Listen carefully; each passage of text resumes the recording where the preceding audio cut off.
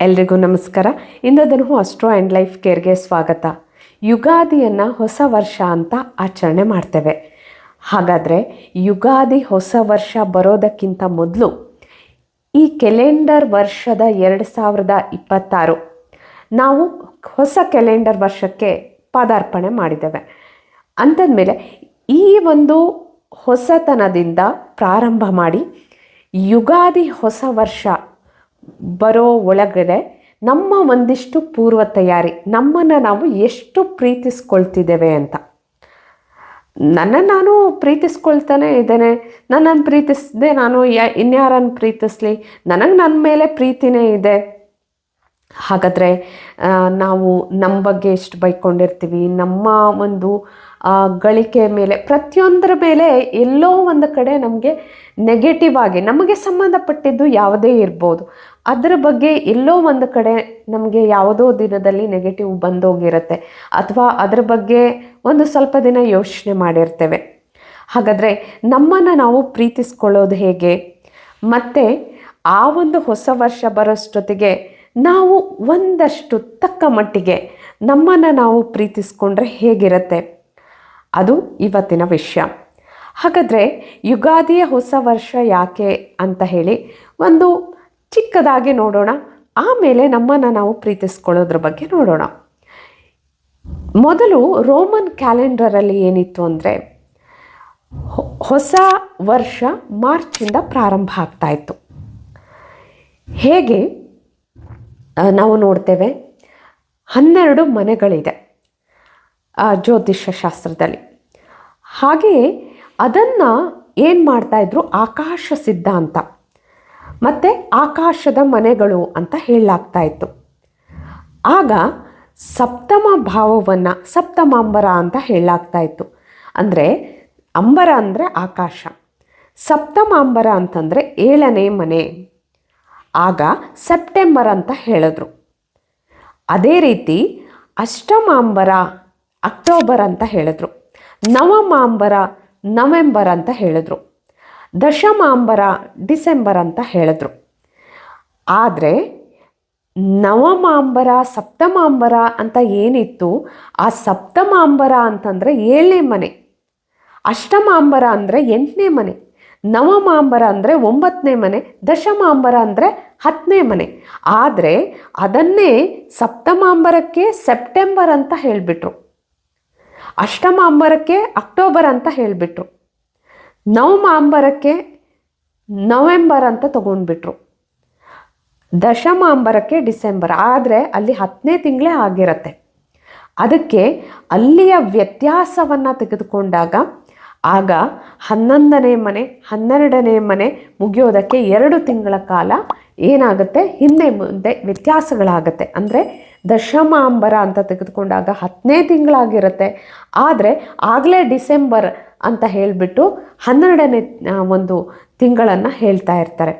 ಅದಕ್ಕೆ ಮಾರ್ಚ್ ಏನು ಒಂದು ತಿಂಗಳ ಇದೆ, ಅದು ಏನು ಅಂತಂದರೆ ಹೊಸದಾದಂತಹ ವರ್ಷ ಅಂತಕ್ಕಂಥದ್ದು.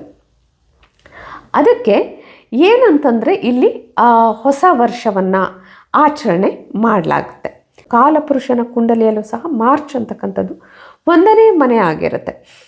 ಅದಕ್ಕೆ ಅದು ನಿಜವಾಗಿ ಒಂದು ಆಕಾಶ ಸಿದ್ಧಾಂತದ ಪ್ರಕಾರವಾಗಿಯೂ ಮನೆಗಳ ಸಿದ್ಧಾಂತದ ಪ್ರಕಾರವಾಗಿಯೂ ಏನು ಅಂತಂದರೆ ಯುಗಾದಿ ಅಂತಕ್ಕಂಥದ್ದು ಹೊಸ ವರ್ಷವಾಗಿರುತ್ತೆ. ಅದಕ್ಕೆ ಇಲ್ಲಿ ಮತ್ತು ಯುಗಾದಿಗೆ ಬಹಳಷ್ಟು ಅನೇಕ ವಿಚಾರಗಳಿದೆ. ಅದನ್ನು ನಾವು ಯುಗಾದಿಯ ಸಂದರ್ಭಗಳಲ್ಲಿ ನೋಡೋಣ. ಇಲ್ಲಿ ನಾವೀಗ ಹೊಸ ವರ್ಷಕ್ಕೆ ಇನ್ನು ಕೆಲವು ತಿಂಗಳು ಬಾಕಿ ಇದೆ. ಹಾಗಾದರೆ ಈ ಹೊಸ ಒಂದು ವರ್ಷ, ಮತ್ತು ಈ ವಿಡಿಯೋ ತಮಗೆ ಹೊಸ ವರ್ಷದ ನಂತರ ಸಿಕ್ಕಿದ್ದಿರ್ಬೋದು, ಆದರೂ ಸಹ ಈ ಒಂದು ಕ್ಯಾಲೆಂಡರ್ ಇಯರಲ್ಲಿ ಪ್ರಾರಂಭ ಮಾಡಿ ಕ್ಯಾಲೆಂಡರ್ ಇಯರ್ ಮುಗಿಯೋದ್ರ ಒಳಗೆ ನಮ್ಮನ್ನು ನಾವು ಒಂದಷ್ಟು ತಕ್ಕ ಮಟ್ಟಿಗೆ ಪ್ರೀತಿಸ್ತಕ್ಕಂತಹ ಒಂದು ವಿಶೇಷವಾದಂತಹ ಕೆಲಸವನ್ನು ಮಾಡೋಣ. ಯಾಕೆ ಅಂತಂದರೆ ಭಾಳಷ್ಟನ್ನು ನಾವು ನೋಡ್ತೇವೆ, ಎಷ್ಟೋ ಜನರು ಆತ್ಮಹತ್ಯೆಗಳನ್ನ ಮಾಡ್ಕೊಳ್ತಾರೆ, ಎಷ್ಟೋ ಜನರು ಕೊರಗ್ತಿರ್ತಾರೆ, ಎಷ್ಟೋ ಜನರು ಫಿಸಿಕಲಿ ಮಾನಸಿಕವಾಗಿ ಟೆನ್ಷನ್ಗಳು ಒಳಗಾಗಿ ಶಾರೀರಿಕವಾದಂಥ ತೊಂದರೆಗೆ ಒಳಪಡ್ತಿರ್ತಾರೆ. ಇನ್ನು ಕೆಲವರು ಮೂಢನಂಬಿಕೆಯಿಂದ ಇರ್ತಾರೆ, ಕೆಲವರು ಜೊತೆಯಲ್ಲಿ ಅತ್ಯಾಧುನಿಕ ವಿಚಾರದಲ್ಲಿದ್ದು ಕೆಲವೊಂದು ಆಧ್ಯಾತ್ಮಿಕ ವಿಚಾರಗಳನ್ನ ಕಡೆಗಣಿಸ್ತಿರ್ತಾರೆ. ಇದೇ ಎಲ್ಲವೂ ಸಹಿತವಾಗಿ ನಮ್ಮನ್ನು ನಾವು ಪ್ರೀತಿಸೋದ್ರ ಜೊತೆಗೆ ಕನೆಕ್ಷನ್ ಹೊಂದಿದೆ. ಹಾಗಾದರೆ ಭಾಳಷ್ಟು ವಿಚಾರ ಇದೆ ನಮ್ಮನ್ನು ನಾವು ಪ್ರೀತಿಸ್ಕೊಳ್ಳೋದ್ರಲ್ಲಿ, ಆದರೆ ಮುಖ್ಯವಾದಂಥದ್ದು 3. ಈ 3ರ ಮೇಲೆ ಗಮನ ಕೊಟ್ಟು ಮಾಡಿದಾಗ ನಿಜವಾಗಿ ನಾವು ಆಂತರಿಕವಾಗಿ ವಿಕಾಸ ಹೊಂದ್ತೇವೆ. ನಾವೆಷ್ಟು ಆಂತರಿಕವಾಗಿ ವಿಕಾಸ ಹೊಂದ್ತೇವೆಯೋ ಹಾಗೆಯೇ ಸಹಿತ ನಮಗೆ ಹೊರಗಿನ ಜಗತ್ತನ್ನು ನೋಡುವಂತಹ ರೀತಿ, ಯೋಚನೆಗಳು ಬದಲಾಗ್ತಾ ಹೋಗುತ್ತೆ. ಹಾಗಾದರೆ ಶಾರೀರಿಕವಾಗಿ ಮೊದಲನೇದು ಅಂದರೆ ನಮ್ಮನ್ನು ನಾವು ಪ್ರೀತಿಸ್ಕೊಳ್ಳೋದು ಅಂದರೆ ಶರೀರವನ್ನು ಚೆನ್ನಾಗಿ ಇಟ್ಕೊಳ್ಳೋದು. ಅಟ್ಲೀಸ್ಟ್ ವಾಕಿಂಗು ಅಥವಾ ಆ ಶರೀರದ ಕಡೆಗೆ ಅಟ್ಲೀಸ್ಟು ಸರಿಯಾದಂತಹ ಒಂದು ಆಹಾರ, ಈ ರೀತಿಯಾಗಿ, ಅಥವಾ ನಮ್ಮ ಶರೀರದ ಅಂಗಾಂಗಗಳ ಬಗೆಗಿನ ಮಹತ್ವ ಗೊತ್ತಿರ್ತಕ್ಕಂಥದ್ದು, ಅಥವಾ ಲೈಫ್ ಸ್ಟೈಲು, ಈ ಚಿಕ್ಕದೇ ಲೈಫ್ ಸ್ಟೈಲ್ ಚೇಂಜ್ ಮಾಡ್ಕೊಳ್ಳೋದು, ಅಥವಾ ಎಕ್ಸಸೈಸ್ ಮಾಡೋದು, ಅಥವಾ ಆಹಾರದಲ್ಲಿ ಬದಲಾವಣೆ ಮಾಡ್ಕೊಳ್ಳೋದು, ಯಾವುದಾದ್ರೂ ರೀತಿ, ಅಥವಾ ಪ್ರಕೃತಿಯ ಜೊತೆಗೆ ಕಳೀತಕ್ಕಂಥದ್ದು, ಯಾವುದಾದ್ರೂ ಶರೀರಕ್ಕೆ ಹಿತ ಅನ್ನಿಸ್ತಕ್ಕಂಥದ್ದು. ಆರಾಮಾಗಿ ಕೂತ್ಕೊಂಡ್ರೆ ಹಿತನೇ, ಆದರೆ ಶರೀರಕ್ಕೆ ಹಿತ ಅಲ್ಲ, ಅದು ನಮಗೆ ಹಿತ ಅನಿಸುತ್ತೆ. ಅಂದರೆ ಶರೀರಕ್ಕೆ ಹಿತವಾಗಿರ್ತಕ್ಕಂಥದ್ದನ್ನು ಮಾಡ್ತಕ್ಕಂಥದ್ದು ನಿಜವಾಗಿ ನಮ್ಮನ್ನು ನಾವು ಪ್ರೀತಿಸ್ಕೊಳ್ತಕ್ಕಂಥದ್ದು. ಇದು 1ನೇದು. 2ನೇದು ನಮ್ಮ ಮನಸ್ಸನ್ನು ನಾವು ಪ್ರೀತಿಸ್ತಕ್ಕಂಥದ್ದು. ಅಂದರೆ ನಮ್ಮನ್ನು ನಾವು ಬೈಕೊಳ್ದೇ ಇರ್ತಕ್ಕಂಥದ್ದು. ಏನೋ ಒಂದು ಆಗೋಯ್ತು ಅದಕ್ಕೆ ಬೈಕೊಳ್ತಕ್ಕಂಥದ್ದು, ಅಥವಾ ಅವ್ರು ಹಾಗೆ ಮಾಡಿದ್ರು ಅದಕ್ಕೆ ನನಗೆ ಹೀಗಾಯಿತು, ನನ್ನ ಜೀವನ ಹೀಗಾಯಿತು, ನನ್ನ ಪರಿಸ್ಥಿತಿ ಹೀಗೆ, ನನ್ನ ಕರಿಯರ್ ಹೀಗೆ, ನನಗೆ ಬರ್ತಕ್ಕಂಥ ಹಣ ಹೀಗೆ, ಯಾವುದೇ ಇರ್ಬೋದು.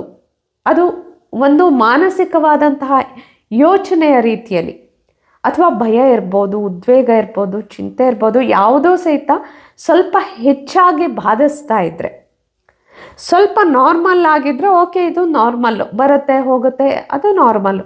ಆದರೆ ಎಲ್ಲೋ ಒಂದು ಕಡೆ ಅದು ನನಗೆ ಭಾರಿ ಯೋಚನೆ ಮಾಡುವಂತೆ ಮಾಡ್ತಿದೆ ಅಂತಂದರೆ ಅದರ ಬಗ್ಗೆ ಆಲ್ರೆಡಿ ಮೈಂಡ್ ಎಕ್ಸಸೈಸ್ ಅಂತಕ್ಕಂತಹ ಒಂದು ವಿಡಿಯೋ ಅಪ್ಲೋಡ್ ಮಾಡಲಾಗಿದೆ.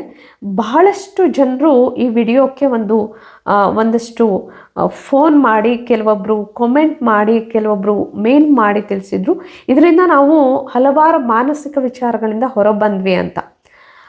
ಈ ರೀತಿ ಸಿಂಪಲ್ ಎಕ್ಸಸೈಸನ್ನು ಮಾಡಿದ್ರೂ ಸಾಕು, ಬಹಳಷ್ಟು ಜೀವನದಲ್ಲಿ ನಮ್ಮ ಒಳಗಡೆ ಬದಲಾವಣೆಗಳಾಗತ್ತೆ.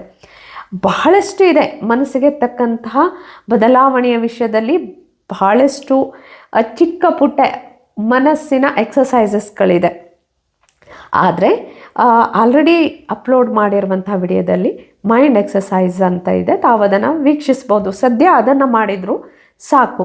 ಅಂದರೆ ನಮ್ಮ ಮನಸ್ಸಿನ ಬಗ್ಗೆ ಆದಷ್ಟು ನಮ್ಮ ಯೋಚನೆಗಳನ್ನು ಗಮನಿಸಿ ಮಾನಸಿಕವಾಗಿ ಸ್ವಲ್ಪ ಉತ್ತಮ ಆಗ್ತಕ್ಕಂಥದ್ದು, ಅಂದರೆ ನಮ್ಮ ಯೋಚನೆಗಳಲ್ಲಿ. ಇನ್ನು ಆಧ್ಯಾತ್ಮಿಕವಾಗಿ ಅಟ್ಲೀಸ್ಟು ನಮ್ಮ ಒಂದು ಅಹಂಕಾರವನ್ನು ಮಿತಿ ಮೀರಿ ಹೋಗದಂತೆ, ಅಟ್ಲೀಸ್ಟು ಯಾವುದೋ ಒಂದು ಶಕ್ತಿ ಇದೆ ಅಂತನಾದ್ರೂ ನಂಬತಕ್ಕಂಥದ್ದು. ಅದನ್ನು ಪ್ರಕೃತಿ ಅಂತಲೇ ಹೇಳ್ಬೋದು, ಅಥವಾ ಕೆಲವರಿಗೆ ಅದು ಬೇರೆ ಒಂದು ಕಲ್ಲಲ್ಲಿ ಸಿಗ್ಬೋದು, ಕೆಲವರಿಗೆ ಮೂರ್ತಿಯಲ್ಲಿ ಸಿಗ್ಬೋದು, ಕೆಲವರಿಗೆ ಒಂದು ಆಳವಾದಂತಹ ಧ್ಯಾನದಲ್ಲಿ ಯಾವುದೋ ಒಂದು ಶಕ್ತಿಯ ಮೇಲೆ ಕೇಂದ್ರೀಕರಿಸಿ ಸಿಗ್ಬೋದು, ಯಾವುದೇ ರೀತಿಯಲ್ಲಿ ಇರ್ಬೋದು. ಸ್ವಲ್ಪನಾದರೂ ಆಧ್ಯಾತ್ಮಿಕವಾದಂತಹ ನಂಟು ಇದ್ದರೆ ಅಲ್ಲಿ ಏನೋ ಒಂದಿಷ್ಟು ಒಳಗಡೆಗೆ ಕೆಟ್ಟದ್ದನ್ನು ಪರಿವರ್ತಿಸಿಕೊಳ್ಳೋದಕ್ಕೆ ಹೆಲ್ಪ್ ಆಗುತ್ತೆ.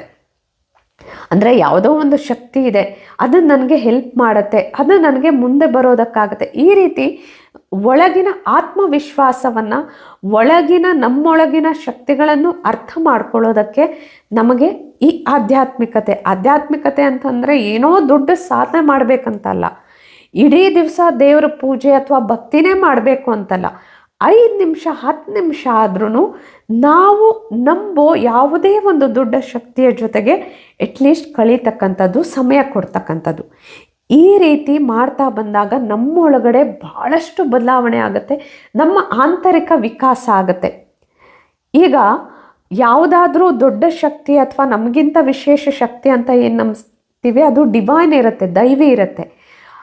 ಆ ದೈವಿ ಇದು ನಮಗೆ ಸಪೋರ್ಟ್ ಮಾಡಬೇಕಾದ್ರೆ ನಮ್ಮ ಒಳಗಿಂದು ಏನಿರಬೇಕು, ದೈವಿ ಇರಬೇಕು, ಡಿವೈನ್ ಇರಬೇಕು.